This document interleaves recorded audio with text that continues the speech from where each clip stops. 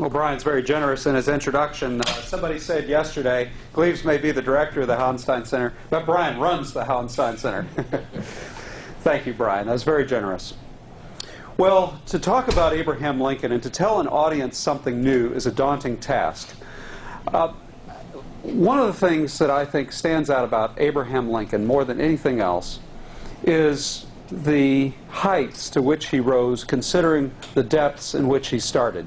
Booker T. Washington made a comment at one point to the effect that, and he had Lincoln in mind, that we measure the greatness of a human being not just by how high technically they go. You have to look at the starting point.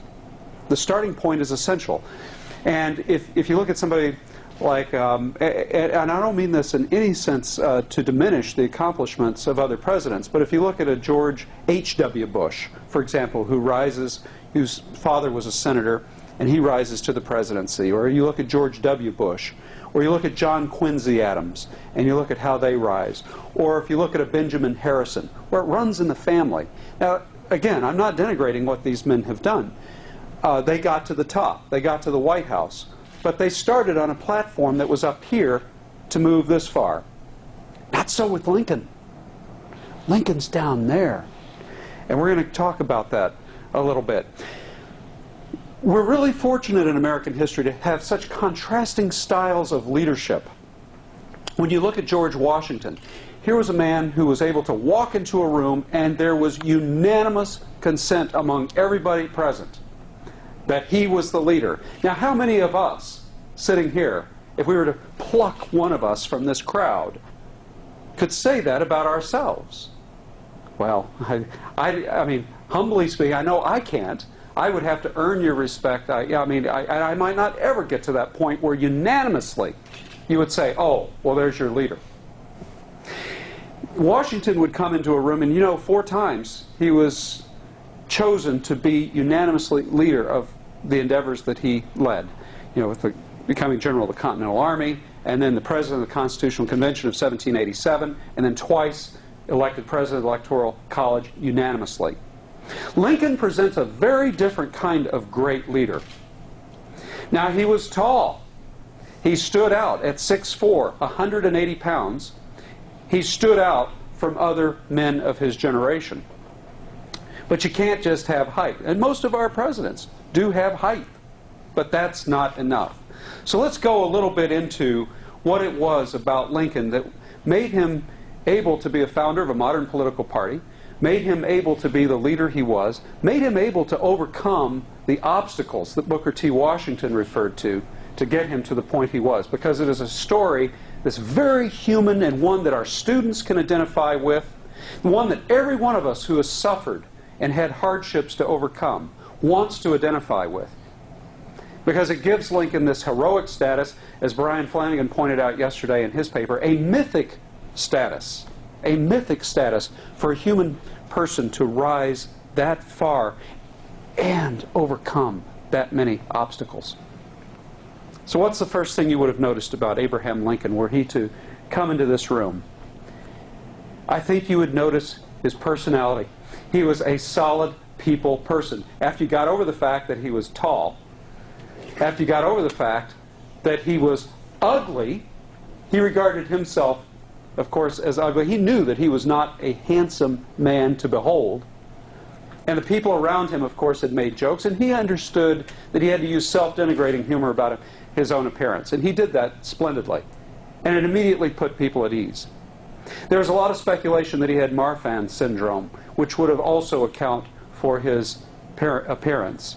I believe a nerve connective disorder and a heart disorder combined, which in most people who suffer from it have ears set at a greater angle from the head, have the long limbs, and that kind of thing. Doctors have speculated over whether Lincoln had Marfan's syndrome. We could prove it, by the way, if the samples of Lincoln's DNA at Johns Hopkins were ever tested.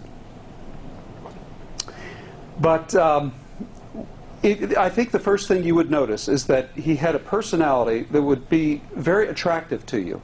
Now the question is, where does this come from? This is one of those enigmas about the human person. Where does an attractive personality come from? It's obviously, charisma is a part of something you're born with, but it's also something that's cultivated. Now, Lincoln out on the frontier was isolated. He grew up in this rude dirt cabin, and you know, the whole thing was 16 by 20, for example, at Knob Creek, 16 by 20 feet, very small, smaller than your living rooms probably. It was the whole family cabin. And you have to ask yourself, what did he do early in life to take advantage of whatever skills he recognized in himself? One of the things that Abraham Lincoln seemed to possess, and this would become very important for him as a leader, was self-awareness. He knew who he was. But how do any of us know who we are? We know who we are by connecting with others. I've often speculated that Abraham Lincoln fits the description of what my mom used to say that we should be when we walk into a room. You know, I'm sure all of our moms tried to teach us this at one point. There are two kinds of people who walk into the room. There's the kind of person who walks in, they're a little cocky and arrogant. Here I am. You've been waiting for me to get here, haven't you? And then there's the second kind of person who walks into a room and they say, there you are, there you are, there you are, and I can't wait to get to know you. It's that ability to connect with people. And leaders, ladies and gentlemen, great leaders are the second kind of person. Great leaders are not the egos of the first kind of person. Not in a democracy where you have to earn respect and trust of the people around you. Lincoln had that quality of coming into a room, and what did he do? He connected with people by putting them at their ease, by making them laugh. He was a genius at making them feel at home with his humor, with his storytelling. What do stories do? Why is it that Paul Harvey has a radio show that's called The Rest of the Story? He doesn't have a radio story called The Rest of the Statistics. We are meaning-making creatures who need to connect with each other with stories. It's what we do. Lincoln walked into the room and he would command a room with stories that showed his humanity, showed others' humanity. Immediately people would fall into line. They wanted to listen to him. He had something to say about the human condition. He could talk about himself in a way that wasn't egotistical. Look at the stories, look at the transcripts. In India, I would recommend, for example, Michael Burlingame's new biography. Now, oh my word, it is a difficult biography to read start to finish. The thing came out of Johns Hopkins Press. It's 2 volumes. It was supposed to be 4 volumes. It's 2 volumes, and it reads like somebody had gone into the archives and just pulled together all the evidence and very masterfully assembled the evidence. But it is a wonderful resource for actually getting at what the source material says. And you can go into Michael Burlingame's or David Herbert Donald's magisterial Pulitzer Prize-winning biography, and you can find these stories that Lincoln told about himself and about other people which connected. So the first thing you would have learned about Abraham Lincoln was that he was a people person and he connected. And that's what great leaders in a democracy have to have. And he had it in spades. And I would humbly suggest that it was his looks that made him have to develop his personality. He was made fun of course. Now he got big, but you know, I'm sure that he was able to command attention just from that size and the way his father says, you know, we're going to put an axe in your hand from the time you're early on, you're going to be a farmer. I mean, Abraham Lincoln knew his responsibilities, certainly, and he could do well what he was supposed to do on the frontier. So that would command some attention, the height, the ability to do what he had to do. But it was the personality he developed. Now, that personality was developed marvelously when he decided later to become a lawyer. You know, Lincoln wanted to get off the farm. We'll talk a little bit about his estrangement from his father later. But because he wanted to get off the farm, he would hang around shops, taverns, the general store. When he traveled, he would hang around courts. He'd go talk to lawyers. He would talk to judges. He was confident that he could walk up to somebody and begin a conversation with them because he did have that inimitable humor and ability to tell stories on the frontier. There were no TVs, no radios. It's something you can tell your students, but the people who can tell the stories are the ones who are going to be the most popular in an age when there's not mass entertainment. You're the one who's going to gather the people around you. So Lincoln is gathering people around him as he goes to these different venues, and he decides to become a lawyer, and he finds that he's really good at it. Technically, I've had lawyers tell me who have looked at Lincoln's cases, technically, if you look at the cases of Lincoln's actual legal defenses and his prosecutions, and basically he was a trial lawyer, and oftentimes he represented the biggest corporation of the day, railroads. Oftentimes, when he was out on the circuit for that 3 months in the spring or that 3 months in the fall, he technically did not always win on the merits. What is it about us, though? We know sometimes when somebody is telling maybe the more accurate story or the more logical story, the more statistically apt story, but our heart ends up going to the person who has the more winsome story, the better story. Juries found in favor of Lincoln's clients again and again, frankly, according to lawyers who've analyzed his work, because of his ability to tell these stories. And he would set his client in a very sympathetic way, and he would use analogies, that homespun frontier humor. And out on the circuit, he was very, very popular. Abraham Lincoln was a celebrity on the circuit. He had the largest territory in Illinois in his circuit. He had to travel more miles than anybody else. People enjoyed it when Judge Davis and Abraham Lincoln would get into town, because Lincoln, they knew, would entertain them. And at the taverns at night, they would trade stories. Well, Lincoln was the best storyteller of them all. What a great way to start a political party. What a great way to begin your political career, by traveling the largest circuit in the state and making all of these friends. You're the Pied Piper. People want to come to you when you get to town. If people had one complaint about Abraham Lincoln in those taverns, they'd tell their stories. All the guys would be tired from having had some kind of wine or beer or some hard cider or whatever it was they were drinking that night. They'd want to go to bed, and they'd tighten the ropes of the bed, and men would sleep in the same bed. It's not because they were gay. That was the custom. And Lincoln would have 2, 3, 4 other guys in this big bed. He didn't take the candle down. He kept reading. He would read. The one thing that irritated the people was that he would read into the night, because, you see, he could not turn off his mind. And already he was thinking, how am I going to connect with you the next day? How am I going to argue that case so that the jury comes over to my client, even though we've got this little problem logically? That's what Lincoln was doing. He knew the key is to connect. A people person. That's the first thing you would notice about Lincoln. What's the second thing you would have noticed about Lincoln as a person? I think if he were to come amidst us, we would notice his passion. The passion would have expressed itself differently at different phases in his life. The passion would have expressed itself as a young man in ambition. Here was a guy who wanted to make something of himself. He did not want to die on a farm. He did not want to just go into anonymity the way so many of his ancestors had. He wanted to make something of himself.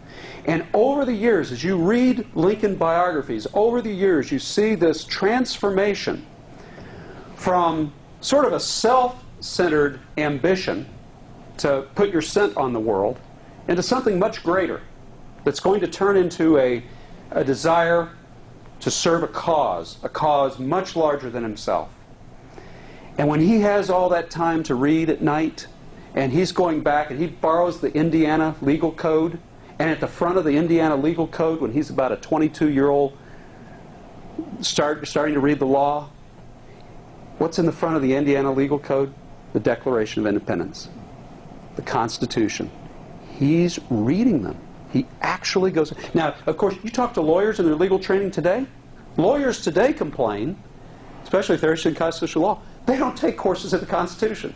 They don't actually go back and study the Declaration of Independence and the origin of the Constitution and our Constitutional Convention and the debates over it, the ratifying debates, and the Federalists versus the Anti-Federalists and the Federalist Papers and all that. Lincoln was a lawyer who went back, and the most beautiful thing he would read in the Indiana Legal Code was the Declaration of Independence. It would have an enormous influence on shaping him. So you see this young man with passion, a burning desire to do something, to get out of a dirt floor cabin and not die anonymously on the frontier, but to go out and make his mark. And you all know the story. By the 1850s, our country was living with a contradiction. The Compromise of 1850 trying to have us live with popular sovereignty. The Missouri Compromise, not yet repealed, saying no, we're going to live with 3630, no slavery above that. One is a geographic distinction. The other is a democratic distinction. What principle is going to be running our country? Is it geography above 3630, no slavery, or is it democracy, the vote? Lincoln knew that a principle divided against itself could not stand. As we're pushing west, is it going to be geography, democracy? Or is it going to be principle based on the Declaration of Independence? Lincoln is pulling all this stuff together. Think about riding the circuit, that large circuit in Illinois, as a young lawyer, and having all that time on your hands. You don't have Sirius and XM radio and Rush Limbaugh and all those things. Lonely, lonely hours, and he filled his mind, and it shaped his passion to do something. So you know that by the 1850s he had transformed himself from somebody who was seeking maybe vainglory, same way Washington did when he was a young man, and moving beyond that to do something truly great for his country, because he perceived a problem that if we were going to be the last best hope of mankind, we damn well better figure out what we were. Are we a democracy that tolerates slavery, or are we a republic that fulfills the vision of the founders? That's the ambition. That's the passion that Lincoln acquired. And we would note that in our conversation with him. I think the third thing we would notice about Abraham Lincoln is that he had imagination. Now, this imagination expressed itself in many key ways. We see the imagination certainly in the storytelling.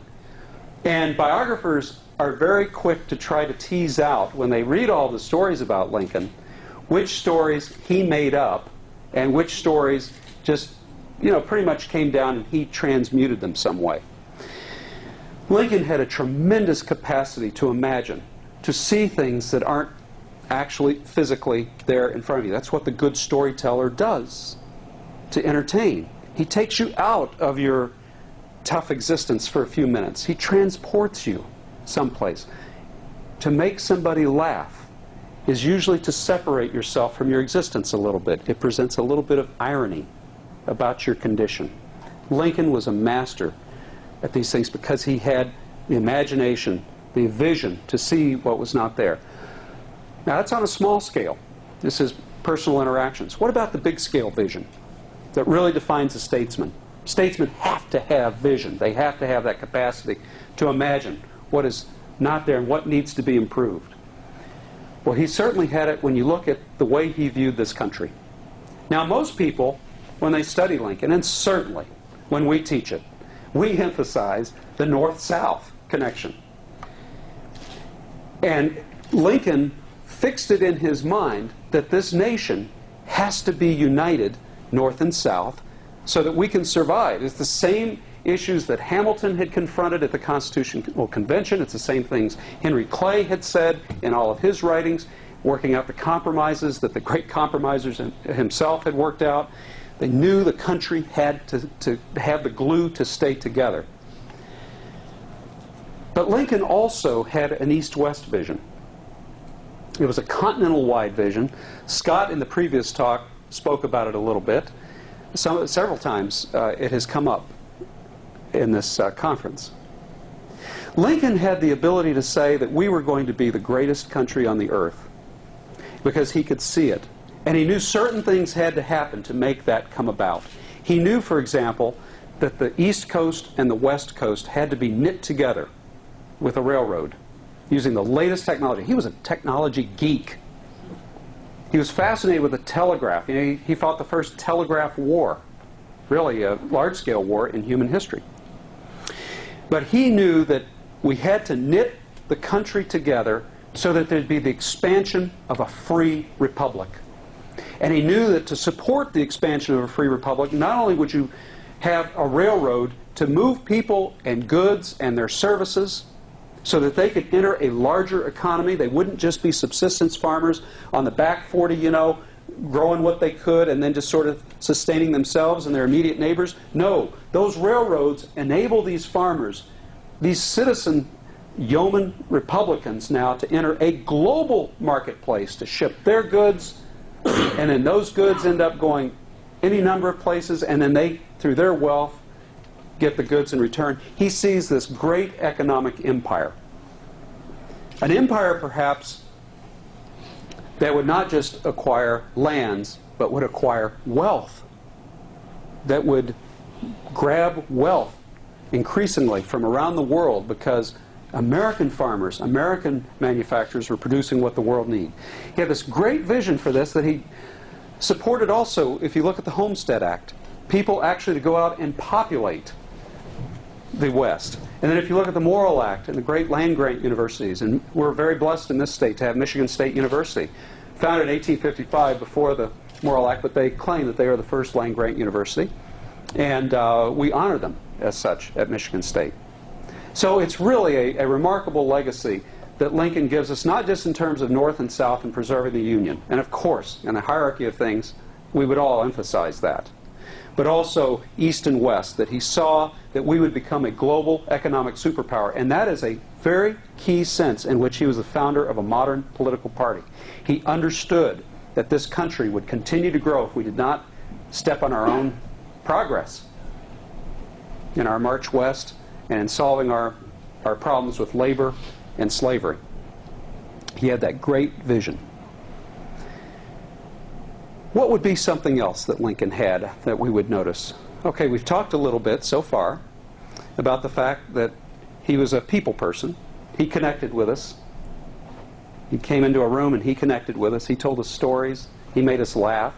We've talked a little bit about his passion, that as a young man we would identify as perhaps reckless ambition, but as he got older and older we would admire for his ability to turn that ambition into something that was service to others. Leadership as service. So what am I saying? Leadership is relationship in point 1. Leadership is service in point 2. Imagination, this capacity to see where this country was going to go, and realizing that for whatever reason, whatever mysterious reason, he was in a position to help this country achieve a larger vision, east-west as well as north-south. He was in the crossroads to do something great. He had the imagination to grasp it and to act on it. But none of this would count if he didn't have something else, and that was his character.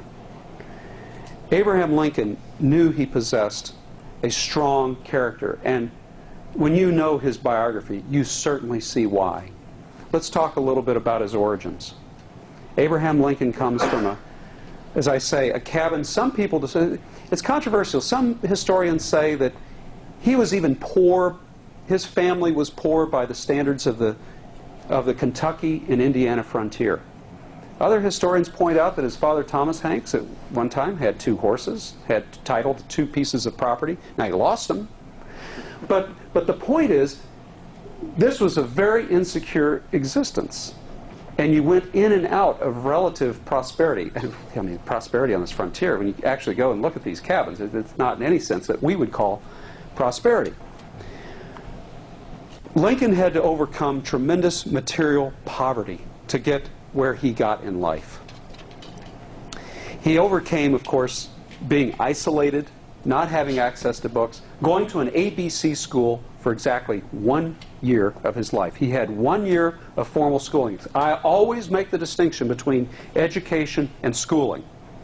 Lincoln was poorly schooled, but well educated. I always correct students when they say that he only had 1 year of education. No, he had about 56 years of education, 1 year of schooling. Abraham Lincoln's schooling, as you know, taught him reading, writing, and ciphering to the rule of 3.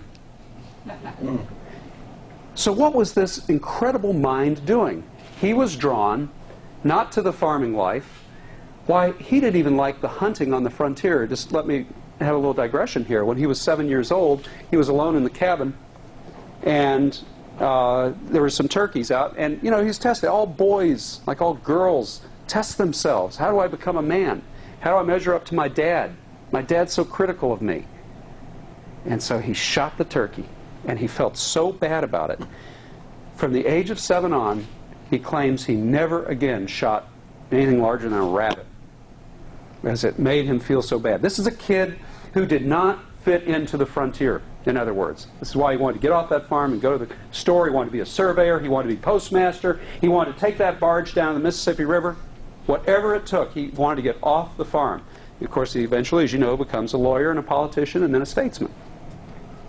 But the point is that Lincoln had the character to know, okay, I'm different. I'm a different kid. You know, he was the kind of kid who would go to church on Sunday when they could get to church. His parents were very religious. He'd come back and he would weave his legs into the fence rails that he'd helped his pa make, and he would repeat the sermon of what happened at church, and he would do it better, and the kids would laugh. Here was a kid who knew he had special gifts, but he also had to overcome so many things that would have beat down people who weren't as strong. When you think about the fact that he had a little brother die shortly after childbirth. Then his mother dies of the milk sick, contaminated milk, because the cow had eaten a noxious weed. Now think about this. Let me paint a little vivid picture for you. Knob Creek, Indiana. That cabin has been measured at 16 by 20 feet. You imagine your mom in there dying for a week. A writhing, terrible death. Very painful death. And you're just all sitting in there, trying to nurse if you can, doing your chores, but you can never get the image of her pain, her swelling body, the sweat. I think it was in October 16th. The sweat, the tongue gets swollen and black. Physicians have described what the milk sick does to people. And it's not pretty. And here you have this 9-year-old kid watching this. And she is delirious a lot of the time. And then she dies, and you have to help build your mom's coffin with your dad. You're the boy. So you take the lathe, you're doing the planing, you're doing the whittling. It's been speculated, you know, what did Abraham look like as a 9-year-old kid as he's whittling the mortise and tendons for putting that coffin together? What must have been going through his head as he was thinking about the human condition? Why his very mother, the person who had brought him into this world, was no more. And he was left with a father who was very critical. A father who criticized him for not going out. Why aren't you like the other boys? Why don't you hunt more? The deer out there, why didn't you shoot it? Why don't you help me more in farming? Why are you always going off and reading? We got more chores to do. I'm going to beat you if I catch you reading again. That's Abraham Lincoln's childhood. Ladies and gentlemen, what I'm suggesting is that Abraham Lincoln not only had to overcome material privation, he had to overcome emotional poverty with the losses in his life. And we're just beginning. I mean, if we had time, I could really sink us into a depression and talk about all kinds of death. I mean, how about the death after his mother of his sister? His sister died 1.5 years after she was married in childbirth. She would have been about 20 years old at that point. 21 years old. Lincoln was 2 years younger. He was still a teenager. Again, trouble with his father. Who's left? You lose your mom, you lose your sister, you lose a baby brother. Now, of course, it was a godsend when Thomas Lincoln goes out and he finds Lincoln a stepmother. She is a wonderful woman who encouraged his reading. Said this about him. She had such an interesting comment, and I think it's helpful for those of us to teach to keep this in mind. Said, Abraham seemed slow. He was a slow reader, and he seemed to be a slow learner.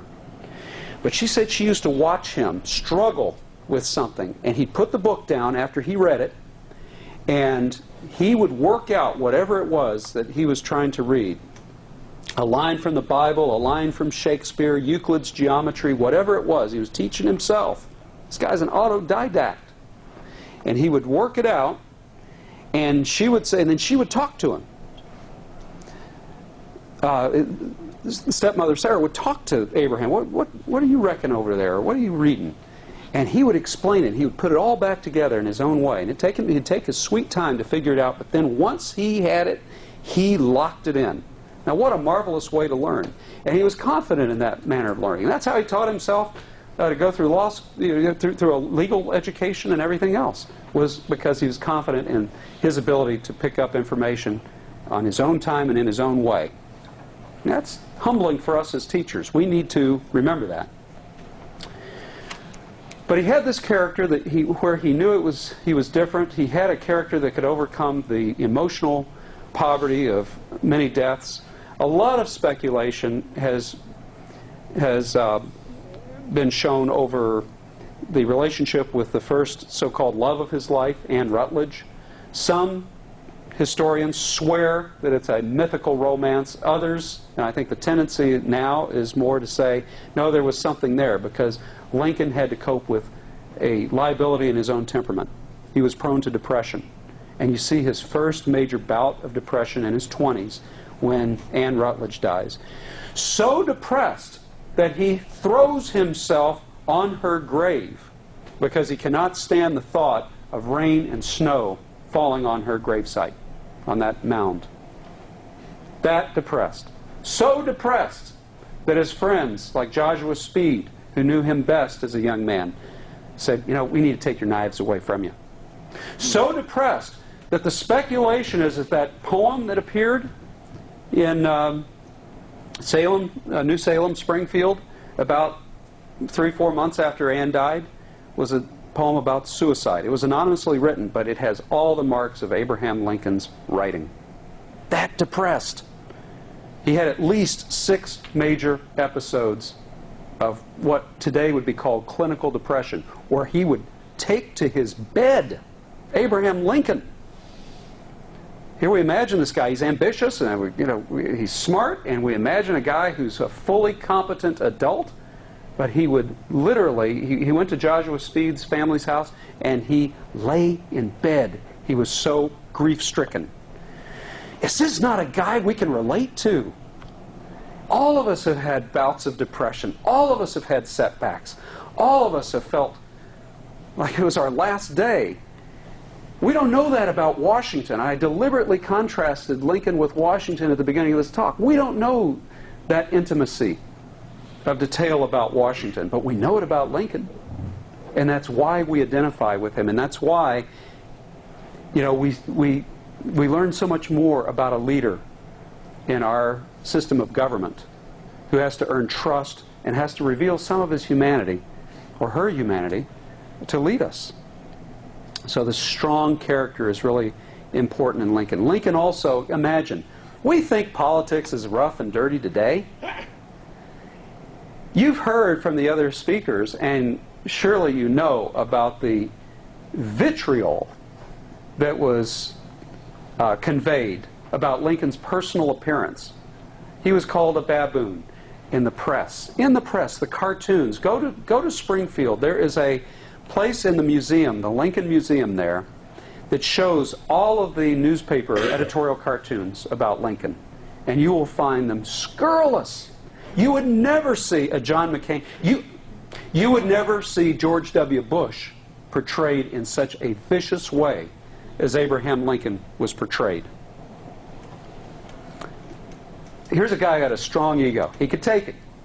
He had that spark in himself.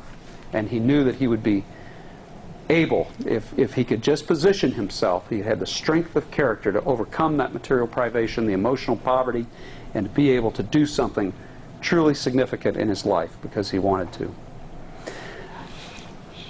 I would say another quality that Lincoln had that you would notice very quickly was his ability to communicate with you. Now, it's implied, of course, in the storytelling. But if Lincoln had a serious message for you, he could write it, and his public letters are very persuasive and powerful, or he could speak it in a group, hundreds of people, and convince them that his course was the way to go. Where did this come from? Lincoln had this great literary ability. We know that he read the family Bible there in that rude cabin. We know that in his downtime he was always trying to improve his mind. He would read Shakespeare's plays. He would read Bobby Burns's poetry. He read Aesop's fables. He read Defoe. We know that he was taken with Byron's poetry at a certain point in his life, more the romantic part. Here's a man who go back to Shakespeare. It's been speculated. Now this is a very interesting piece of speculation. I wish I could think of the historian who thought it. Might be Burlingame. So I was reading him as I prepared for this talk. Does anybody here know what Lincoln's favorite Shakespeare play was? Macbeth. What is outside of Lear, say, what would you say one of the most tragic Shakespeare plays is? I mean, most people would choose Macbeth. What's Macbeth about? Macbeth is about an ambitious, loveless married couple. Interesting speculation. Jim, you see exactly where this is going. Now, I'm not going to speculate too much on Lincoln's marriage. She was very ambitious for him and was a powerful force for getting him out the door and keeping him on track and advancing him. But she also was a powerful detraction for him in his career because she was very temperamental, and it's been suggested that she had hints of mental illness early on, that once she lost 3 of her 4 kids, I mean, this would do a number on anybody, I think. Losing a child is terribly difficult. So even in the 19th century, if you lose 3 of your 4 boys, this would be horrible. So my heart goes out to Mary. Maybe they did have a rough marriage for a number of reasons, but they both suffered greatly in having to overcome their losses. I think that ability to communicate, though, also comes from not just the reading and the lawyering, but also, again, this ability, he had suffered so much. He understood us. And this brings me back to the original point. We come back to this point that he has the ability to connect with people. Now, there are many other qualities that we would notice about Abraham Lincoln were he to come in our midst. We would certainly notice his focus, his ability to prioritize what needed to be done and stay focused on those things. Although he laughed, he said that he had no system as a lawyer, which is sort of funny. He said that he had to find partners always, like Billy Herndon, who, and what did he say about Billy Herndon? He said Billy Herndon was a man with system, but a bad lawyer. I was a good lawyer, but I had no system. He said, I later learned that Billy Herndon had no system, but was a good lawyer, so he disappointed me twice. Lincoln's humor. But he could prioritize what needed to be done, and that was an important quality to his leadership. But all of these things go into making Abraham Lincoln this mythic hero. Controversial, no question about it. Somebody we will continue to debate, no doubt. Somebody who we will continue to misunderstand positively. Here's a man that we know a lot about that ain't so, and a man that we don't know much about that we should know. Here's a man, we know the challenge of this as teachers. Here's a man who's criticized for things that aren't his fault. For example, if you look at the whole suspension of the writ of habeas corpus, everybody says, well, he shouldn't have done that, he was violating the Constitution. Well, in what sense was he violating the Constitution? Not suspending the writ of habeas corpus. The Constitution indeed provides for that. But what branch of government gets to do it? It's in Article 1. It's the Congress that gets to suspend the writ of habeas corpus. And in a posthumous court decision, so after Lincoln is assassinated, the Supreme Court does say that presidents henceforward will need the assent of Congress to suspend habeas corpus. That's the criticism, that Lincoln did not work with the Congress, not that it's unconstitutional. It is constitutional to suspend habeas corpus, but who's the agent in that process? And to preserve the balance of power, Lincoln was a strong president. The Supreme Court afterwards said the president and Congress need to work together on that. So is he going to be controversial? Yes. And a lot of these controversies are because we don't do enough reading. We don't understand the history well enough. And our job as teachers, of course, is to get out there and make sure that some of these controversies are at least informed if you're going to enter the battle. And of course, because I am a Texan and a Southerner in sensibilities, I was raised with a lot of anti-Lincoln rhetoric growing up. But you know what? I ran across, I'm going to leave you with this little personal story. I don't very often tell audiences personal story, but I had the occasion to see one of my childhood pictures recently. You know, in the old days, classroom pictures, they still do this where they take the whole class, and we're all sitting at our desks. I was in the front row, and I had a book underneath. And so I'm a 6-year-old kid with this book underneath, and I couldn't, you know, so I took out the magnifying glass. Here's a 6-year-old kid in Houston, Texas, Southern City, before, and this will betray my age, this is before the Civil Rights Act and the Voting Rights Act. So I'm living in a Houston in which there's separate water fountains, separate facilities for black folks and white folks. And what was that book? As I magnified it, it was Dolaire's Lincoln. And so already as a 6-year-old kid, I was reading Lincoln in hostile territory. He attracted me then, and he attracts me today, and I hope you've caught the fever. Thank you very much.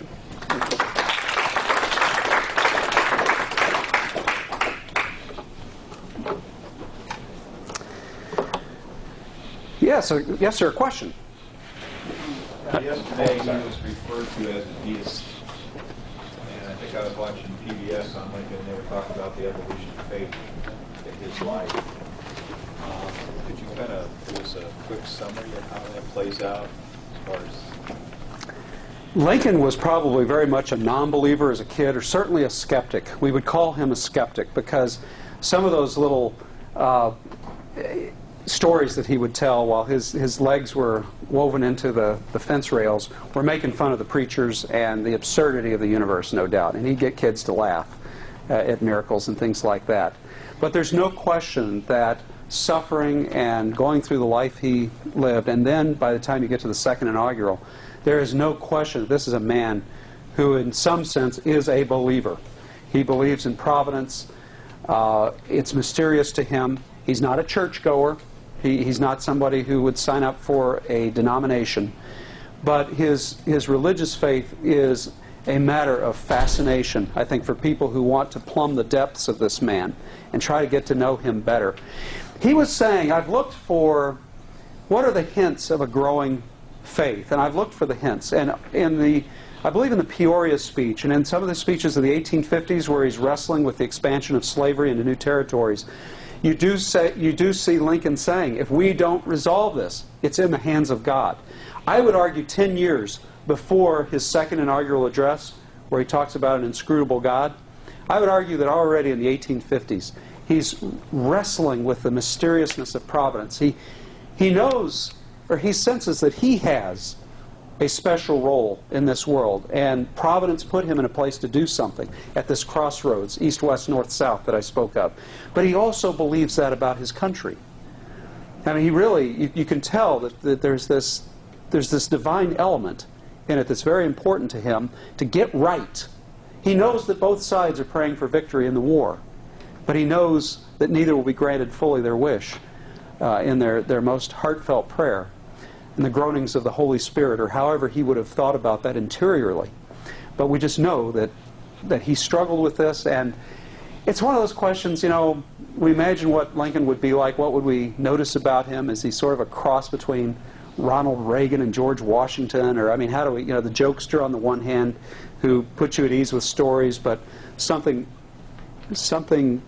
remote about him that's hard to penetrate. But on the other hand, I guess the question I would have, if he had lived longer, if he was somebody who could have written his memoirs, say, what a literary work. We have Grant's memoirs that came out of this period that Mark Twain helped Grant on. What if Lincoln had had the opportunity to write memoirs and settle some of these questions that we have had about him. Now, of course, he would have been a great editor of his own work. I'm sure he would have colored it and told stories better than they actually were in the happening.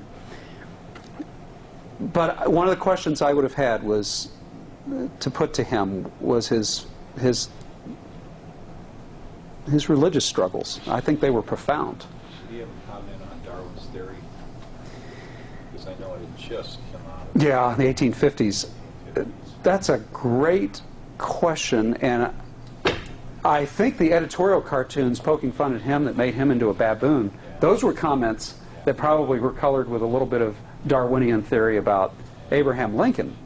But I'm not aware, and I'll have to go back to Michael Burlingame's exhaustive biography to see if I could find something. Very good question, since they'd be contemporaries. Yes, Greg. A question maybe on leadership.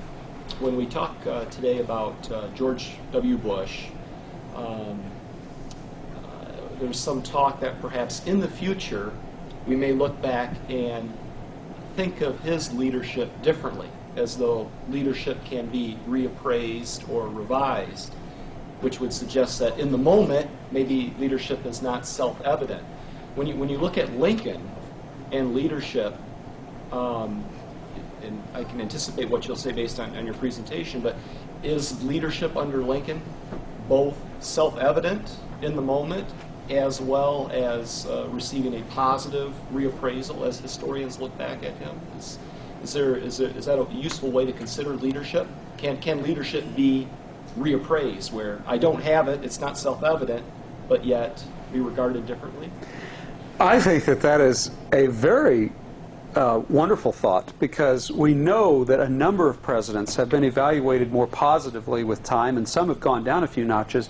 But if you look, for example, at Gerald R. Ford, our hometown hero here, here's somebody who was criticized. No president experienced a more precipitous dive in Gallup poll's approval rating than the day after President Ford pardoned Richard Nixon. He lost something like between 20 and 30 points overnight. It's never happened before or since, to that extent, since presidential polling began in the middle 30s with Franklin Roosevelt. So we know that Ford took it on the chin. A lot of people thought it cost him re-election in 1976, and yet by 2000, 2001, you have the John F. Kennedy Award, Profile Encourage Award, go to President Ford, and Caroline Kennedy and Senator Edward Kennedy standing there praising a man. And Senator Edward Kennedy saying, "I was wrong about you, Jerry. I was so wrong about you, and I apologize."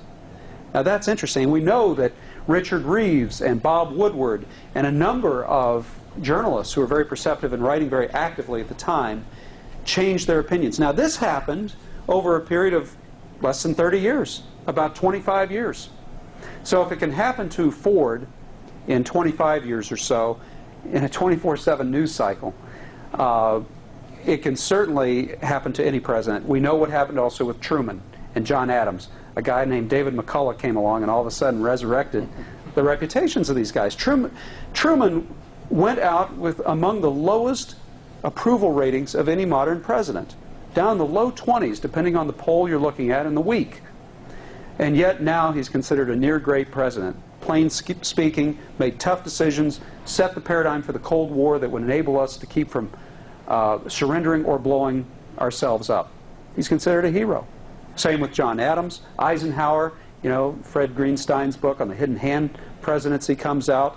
And in the 70s and 80s, all of a sudden, a generation after Eisenhower leaves office, we're reevaluating him.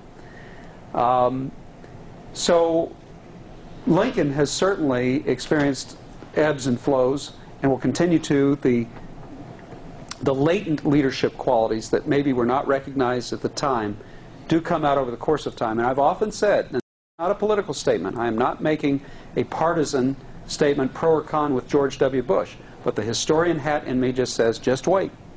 We don't know what future history holds. We don't know if the economy is going to get a lot worse because of future actions. We don't know if we're going to be attacked on our soil repeatedly. That's when you'll know how George W. Bush will be evaluated. What's going to happen over the next 20 years? That will influence George W. Bush's evaluation. Does that answer your question? Yeah. Yes, sir. Peter. Thinking of Lincoln as the founder of a modern political party, certainly the Free Soil Party and the Republican Party as it started could be considered very liberal for its time.